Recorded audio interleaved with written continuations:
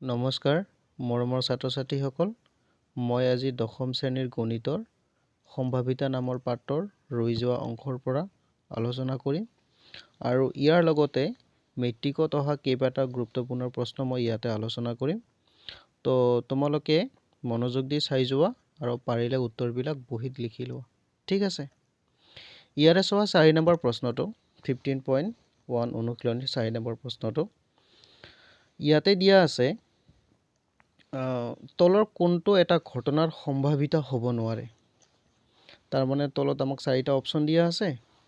কোনটো সম্ভাৱিতা হ'ব নোৱাৰে কাৰেক্ট উত্তৰটো আমি বাছি উলিয়াই দিব লাগে তো ইয়াৰে এ নম্বৰ অপচনটো চোৱা এ নম্বৰ অপচনটো 2/3 আছে যদি আমি 3d টো হৰণ কৰোঁ তেনেহলে 0 পইণ্ট সামথিং পাম ইয়াৰ উপৰিও এইটো এটা প্ৰকৃত ভগ্নাংশ হয় তো প্ৰকৃত ভগ্নাংশবিলাক সম্ভাৱিতা হয় তাৰ মানে এইটো সম্ভাৱিত হ'ব পাৰে ঠিক আছে তো বি নম্বৰ অপচনটো চোৱা এবাৰ -1.5 এইটো সম্ভাৱিত হ'ব নোৱাৰে কিয় কাৰণ এইটো -1.5 মানে 0 তকৈ সৰু এইটো সম্ভাৱিত হ'ব নোৱাৰে কাৰণ 0 আৰু 1 ৰ মাজত থকা মানবিলাকেহে সম্ভাৱিত হ'ব পাৰে 0 হ'ব পাৰে 1 হ'ব পাৰে তাৰ পিছত তোমালোকে চোৱা সি নম্বৰ অপচনটো 15% 15% মানে আমি কি বুজি পাম 15/100 এইটো এটা প্ৰকৃত ভগ্নাংশ ইয়াৰ উপৰিও 100 দি 15ক ডিভাইড কৰিলে 0.15 পাম এইটো সম্ভাৱিত হ'ব পাৰে ডি নম্বৰ অপচনটো 0.7 0 আৰু 1 ৰ মাজত আছে এইটো সম্ভাৱিত হ'ব পাৰে তেনেহলে নোৱাৰে কোনটো নোৱাৰে হ'ল আমাৰ বি নম্বৰ অপচনটো তেনেহলে কাৰেক্ট উত্তৰটো হ'ব আমাৰ বি নম্বৰ অপচনটো ঠিক আছে এইবাৰ তোমালোকে 5 নম্বৰ প্ৰশ্নটো চোৱা ঠিক আছে 5 নম্বৰ প্ৰশ্নটো কি আছে যদি p of e equal to 0.05 তেন্তে ই নহয়ৰ সম্ভাৱিতা কি মোস্ট ইম্পৰ্টেন্ট কোৱেশ্চন দে এইটো তো চোৱা আমাক ইয়াতে দিয়া আছে p এৰ মান 0.05 তেনেহলে আমি ওলাব লাগে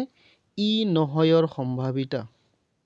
আমি ইয়াক এনেকে লিখিম গিভেন দিয়া আছে p equal to 0.05 আমি ওলাব লাগে ই নহয়ৰ সম্ভাৱিতা অৰ্থাৎ এটোক ধৰি লম ধৰা হল ই নহয়ৰ সম্ভাৱিতা ইকুয়াল টু PE বাৰ ঠিক আছে এইবাৰ চোৱা PE আৰু PE বাৰৰ মাজৰ সম্পৰ্ক লিখিম আমি জানো PE plus PE bar equal to 1 P এৰ মানটো বহাই দিম প্লাস PE বাৰটো থাকি যাব ইকুয়াল টু 1 ইয়াৰ পৰা PE বাৰ ৰাখি দিম তেনেহলে 1 0.05 সোফালে যাব মাইনাস হৈ যাব তো 0.05 হৈ যাব তো 1 ৰ পৰা 0.05 মাইনাস কৰিলে পাম আমি 0.95 এইটো হল আমাৰ উত্তৰ এই কোৱেশ্চনটো মোস্ট ইম্পৰ্টেন্ট দে 4 আৰু 5 কোৱেশ্চন দুটা মোস্ট ইম্পৰ্টেন্ট হয় মেট্ৰিক পৰীক্ষাত আহি থাকে এবাৰ তোমালোকে 6 নম্বৰ প্ৰশ্নটো ভালকে বুজি পালে উত্তৰটো আমি খুব সহজে কৰিব পাৰো কাৰণ এইটো লেসন ইমান টান নহয় বহুত ইজি হয় ঠিক আছে তো ইয়াতে চোৱা 6 নম্বৰ প্ৰশ্নটো কি দিয়া আছে যে এটা মোনাত মাত্ৰ নেমু সাদৰহে মটন আছে মালিনীয়ে নচোৱাকৈ এটা মটন ললে তেওঁৰ লোৱাটোৰ সম্ভাৱিতা কি যাতে এক নম্বৰটো এটা কমলা সাদৰ মটন লয় এটা নেমু সাদৰ মটন লয় ঠিক আছে তো প্ৰশ্নটো ভালকে বুজি লোৱা মোনাটোত কি আছিল মাত্ৰ নেমু সাদৰ মটন হে আছিল ঠিক আছে তো 1 নম্বৰ প্ৰশ্নটো আমাক বিচাৰিছে এটা কমলা সাদৰ মটন তো কমলা সাদৰ মটন ইয়াত আছিল নেকি নাই তো আমি লিখিম যেহেতু 1 নম্বৰ কোৱেশ্চনটো এনেকে লিখিম যেহেতু মোনাটোত কমলা সাদৰ মটন নাই এতেকে কমলা সাদৰ মটন পোৱাৰ সম্ভাৱিতা হ'ব PE1 equal to 0 কাৰণ এইটো এটা সম্ভাৱিতা বুজাব লাগে PE1 দি বুজাইছো equal to 0 হ'ব ইয়াৰ ঠিক আছে এবাৰ তোমালোকে 2 নম্বৰ কোৱেশ্চন আনসাৰটো চোৱা তো 2 নম্বৰটো কি দিয়া আছে তো আমাক কৈছে 2 নম্বৰটো নেমু সাদৰ মটন পোৱাৰ সম্ভাৱিতা ওলাব লাগে তো প্ৰথমতে আমি লিখিলাম যেহেতু মোনাটোত নেমু সাদৰ মটন আছে এটাকে নেমু সাদৰ মটন পোৱাৰ সম্ভাৱিতা এটো বুজাম PE2 equal to 1 হ'ব ঠিক আছে ইয়াৰ উত্তৰ 1 হ'ব এইবাৰ তোমালোকে তাৰ পিছৰ প্ৰশ্নৰ উত্তৰটো চোৱা ইয়াতে দিয়া আছে 7 নম্বৰ কোৱেশ্চনটো তো ইয়াতে কৈছে যে এটা 9জনীয়া ছাত্ৰৰ দলত দিয়া আছে দুজন ছাত্ৰৰ একে জন্মদিন নোহোৱাৰ সম্ভাৱিতা 0.992 দুজন ছাত্ৰৰ একেদিন জন্ম হোৱাৰ সম্ভাৱিতা কিমান সেইটো উলিয়াব লাগে ঠিক আছে তো তোমালোকে ইয়াতে চোৱা আমাক দিয়া আছে কি আমি কৰিব লাগিব কি আমাক দিয়া আছে তো লিখিম গিভেন দুজন ছাত্ৰৰ একে জন্মদিন নোহোৱাৰ সম্ভাৱিতা PE bar equal to 0.992 তো আমি ওলাব লাগে দুজন ছাত্ৰৰ একে জন্মদিন হোৱাৰ সম্ভাৱিতা তো আমি এটুক ধৰি লম ধৰো দুজন ছাত্ৰৰ একে জন্মদিন হোৱাৰ সম্ভাৱিতা PE ঠিক আছে তো এতিয়া এই দুটাৰ মাজত সম্পৰ্ক আমি জানো PE plus PE bar equal to 1 হয় ইয়াৰ পৰা PE এৰ মান ওলাব লাগে এটো এনেকৈ থাকিব PE বাৰৰ মান বহাই দিলু equal to 1 হল তাৰ পিছত তো এইবাৰ কি কৰিম PE থাকি যাব equal to 1 minus এইটো খোফালে গৈ মাইনাস হৈ যাব তো এটা 1 ৰ পৰা যদি 0.992 মাইনাস কৰি দিয়া হয় তেনেহলে ওলাব 0.008 এইটো আমাৰ উত্তৰ ঠিক আছে বুজি পালা এইবাৰ তোমালোকে চোৱা মেট্ৰিকত অহা কোৱেশ্চন বিলাক ইয়াতে প্ৰথম কোৱেশ্চনটো লৈছে মেট্ৰিকত অহা যেটো কোৱেশ্চন 2015 ত আহিছে কোৱেশ্চনটো কি আছে আৰু কোৱেশ্চনটো একবাৰ যদি বুজি পাও উত্তৰটো তেনেহলে ভালকে মনত থাকি যাব ঠিক আছে ইয়াতে কৈছে যে এটা পাছাগুটি এবাৰ মাৰি পঠিয়ালে মৌলিক সংখ্যা পোৱাৰ সম্ভাৱিতা হয় তো পাছাগুটি তোমালোকে নিশ্চয় দেখিছা লুডুৰ গুটি বিলাক যদি আমি এটা লুডুৰ গুটি এবাৰ মাৰি পঠিয়াও তেনেহলে তাত কেইটা ফলাফল পোৱাৰ সম্ভাৱনা আছে তাত ফলাফল পোৱাৰ সম্ভাৱনা আছে 6টা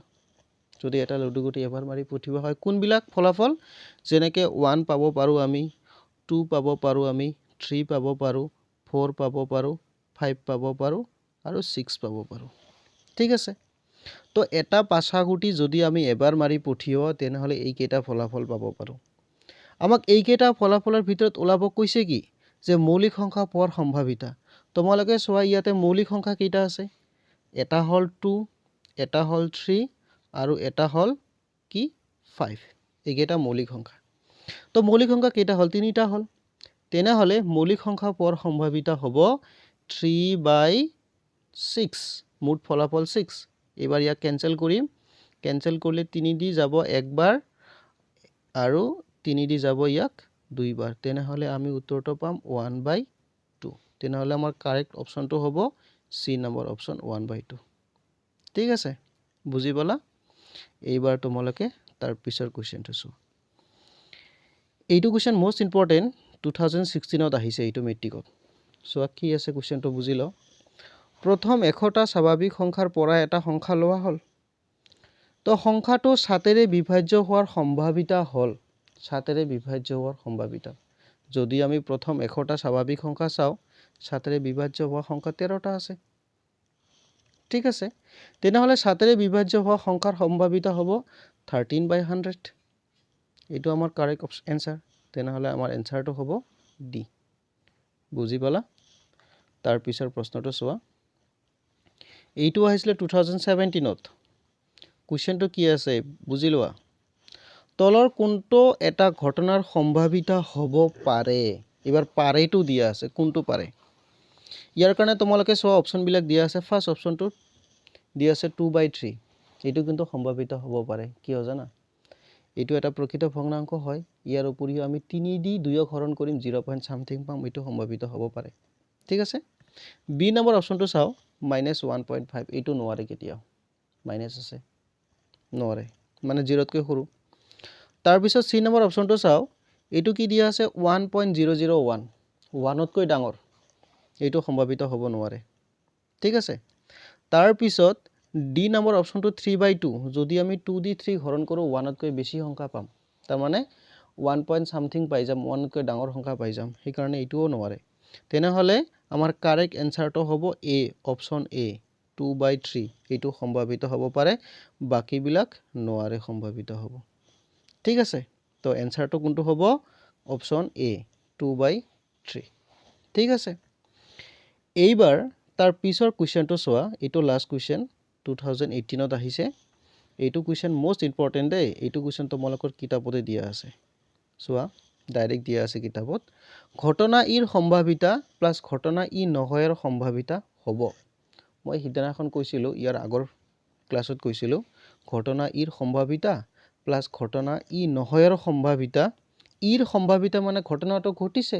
তাৰ সম্ভাৱিতা হয় 1 তাৰপিছত প্লাছ চিন দিয়া আছে ঘটনা ই নহয়ৰ সম্ভাৱিতা মানে ঘটনাটো ঘটা নাই তাৰ সম্ভাৱিতা 0 হ'ব এবাৰ 0 ৰ লগত যদি 1 প্লাছ কৰি দিয়া হয় কিমান পাম 1 তাৰ মানে কাৰেক্ট অপচনটো হ'ব আমাৰ বি ঠিক আছে 1 দিয়া আছে বুজি পালা ঠিক আছে নমস্কাৰ